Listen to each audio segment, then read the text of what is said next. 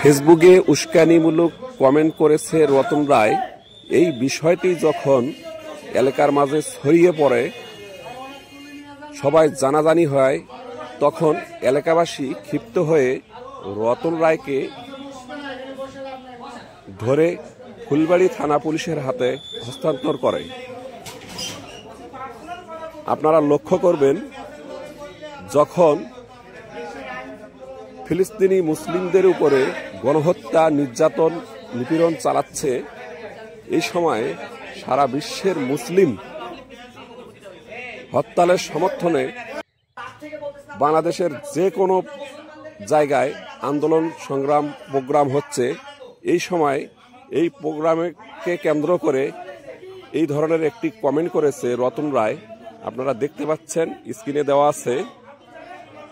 আমার সন্দেহ হচ্ছে তোমাদের কারণে এই সোনার বাংলা গাজায় পরিণত হয় কিনা। এই ধরনের একটি কমেন্ট করেছে।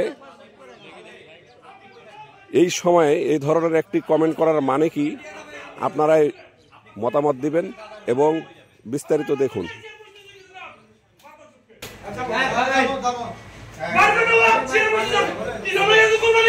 এটা শুধু ফার্স্ট টাইম না, আমরা গতকালকে দিনাজপুরে যে প্রোগ্রাম করছি, ওইখানে একটা হাহা রিয়াক্ট দিছে একটা ছেলে, তার বাড়ি আমাদের ফুলবাড়ি।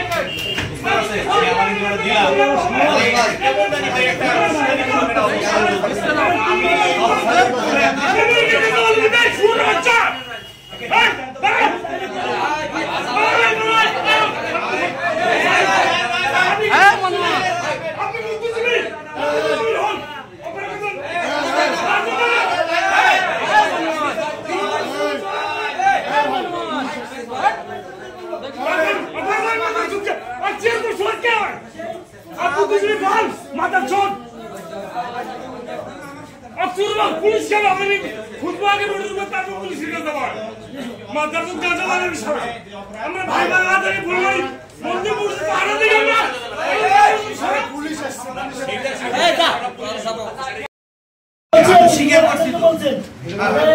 আমার সন্দেহ হচ্ছে তোমার কারণে এই সোনার বাংলা গাজায় পরিণত কেন হবে।